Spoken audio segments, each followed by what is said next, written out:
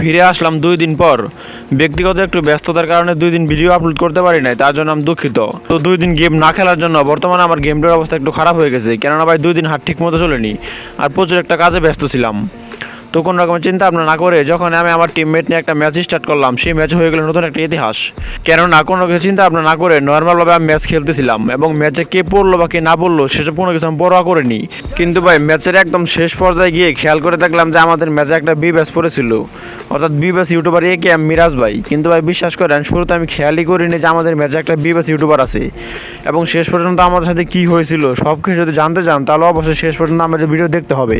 তবে হ্যাঁ, আজকে লাদেন তার সেকেন্ড আইডিতে গেম খেলতেছে, কেননা তার প্রথম আইডিতে একটু সমস্যা হয়েছে। কথাবার্তা না বাড়িয়ে চলুন তাহলে ভিডিওটি শুরু করা যাক। ফুল স্কোয়াড নিয়ে বিমা শক্তি ল্যান্ডিং করার পর আমি একেবারে কিল শূন্য ছিলাম। ঠিক এমন সময় খেয়াল করে দেখলাম যে উপর একটা এনিমি ছিল, তাকে এগিয়ে দিয়ে সেখানে নক করে দেয় এবং সেই কিলটা পেয়ে যাই। কেবল আমি অলরেডি একটা কিল পেয়েছি এবং খেয়াল করে দেখলাম যে আরও একটা এনিমি গাড়ি নিয়ে আসতেছিল, একে দিয়ে তার গাড়িটা ফুটিয়ে দিলাম। কিন্তু সেই কিলটার আমার কপালে ছিল না, বরং সেই কিলটা আমার টিমমেটরা পেয়ে যায়। তো কেয়ার করার কিছু তো করার নেই, যেহেতু কিলটা পাইনি অবশ্য তার লুটগুলো আমাকে করতে হবে। এই আশা নিয়ে এগিয়ে গেলাম তার লুট বক্সের দিকে এবং গিয়ে দেখলাম যে তার লুট বক্সে ভালো একটা লুট ছিল। সেখান থেকে কোনো রকমের লুটপাট করে নিয়ে সরাসরি চলে আসলাম কাটুলিস্টিয়া, কেননা অলরেডি এখানে সে আমার একটা টিমমেট মারা খেয়েছে। দেন তাকে বাজাতে এসে দেখি যে তাকে লুট করতেছিল আরেকটা এনিমি এবং MP40 তাকে হেডশটের মাধ্যমে সেখানে শেষ করে দিলাম। হয়তো ভাই এই এনিমিটা আমার টিমমেটকে মেরেছিল, বা যেহেতু আমার টিমমেটকে মারছে তাকে তো ছাড় দেওয়ার প্রশ্নই আসে না। তো তাকে হিল করার পর তাকে রিভাইভ দিলাম এবং ফুল স্কোয়াড নিয়ে চলে আসলাম ক্লক টাওয়ার, কেননা ভাই শেষজন চলে এসেছে। মাঝখানে যেহেতু কোনো কিল পাইনি তাই আমি ভিডিওগুলো রাখিনি, কাট করে দিয়েছি, অবশ্যই সেটাকে মানিয়ে নেবেন। এবং আস্তে আস্তে একটা সামনে এনিমি ছিল, স্কারতে তাকে সেখানে শেষ করে দিলাম। সেই কিলটা করার পর সম্পূর্ণ ক্লকটার খুঁজে খুঁজে দেখতেছিলাম কোনো এনিমি আছে কিনা, কিন্তু ভাই চোখে কোনো এনিমি পড়তেছিল না। তাই যখন ঘর থেকে বেরিয়ে আসি দেখলাম যে একটা এনিমি সেখানে যাচ্ছিল। MP40 থেকে হালকা একটু ড্যামেজ দেওয়ার সঙ্গে সঙ্গে পিছন থেকে আরও একটা এনিমি আমাকে ড্যামেজ দেয় এবং যখন আমি সেখান থেকে পালিয়ে যাওয়ার চেষ্টা করি কিন্তু ভাই কোনো উপায় ছিল না। এবং খেয়াল করে দেখলাম যে ভাই এটা বিবেস একে মিরাজ ভাই। আমার ন্যূনতম আইডিয়াও ছিল না যে আজকের ম্যাচে একজন বিবাস ইউটিউবার পড়েছে। তো যেহেতু একবার তার হাতে মারা খেয়েছি ভাই, প্রতিশোধ আমাকে নিতে হবে, সেজন্য টিমমেটের বলে একবার রিভাইভ নিয়ে নিলাম।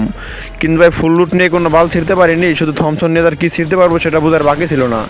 তবুও সর্বোচ্চ চেষ্টা করব এবং সেই চেষ্টা নিয়ে যখন এবার একটা এনিমির সামনে দিকে এগিয়ে গেলাম, কোনো বালটা ছিঁড়তে না পেরে সেখানে আবার নক হয়ে যায়।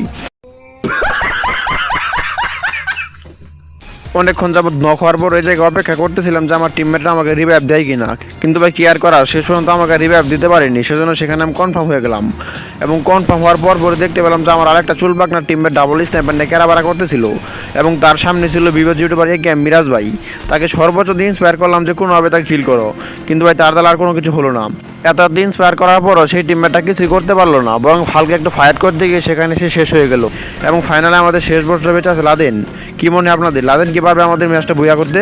গাইজ বলতে না বলতে দেখতে পাচ্ছেন হেডশটের মাধ্যমে লাদেন কিন্তু অলরেডি একজন বিবাস ইউটিউবারকে সেখানে নক করে দিয়েছে। গাইজ বিবাস স্কোয়াডে মাত্র 2জন এনিমি আছে এবং তাদেরকে মারতে পারলে ম্যাচটা আমাদের ইজিলি বুয়া হয়ে যাবে। এবং লাদেন কিন্তু যথেষ্ট ভালো খেলতেছে। কি মনে হয় আপনাদের, লাদেন কি পারবে তার ক্যারাম যদি আজকের ম্যাচটা বুয়া করতে? অলরেডি আর মাত্র 2জন অ্যালাইভ আছে, অর্থাৎ বিবাস স্কোয়াডের একজন জোন পুষার আর একজন রাশার। আশা করি এই ম্যাচটা ইজিলি বুয়া করতে পারবো। হাঁটে হাঁটে পাপা করে লাদেন এনিমির দিকে এগিয়ে যাচ্ছিল এবং যাওয়ার সঙ্গে সঙ্গে দেখতে পেলাম যে এনিমিটা গ্লোয়ালের কাভারে ছিল। শটগানের মাধ্যমে অলরেডি ফুল ড্যামেজ দিয়ে দিয়েছে, আশা করি তাকে মারতে পারবে। এবং ঠিক এমন সময় আর একটা এনিমি এসে তাকে সেখানে নক করে দিল এবং আজকের ম্যাচটা এইভাবে আমাদের হাতছাড়া হয়ে গেল।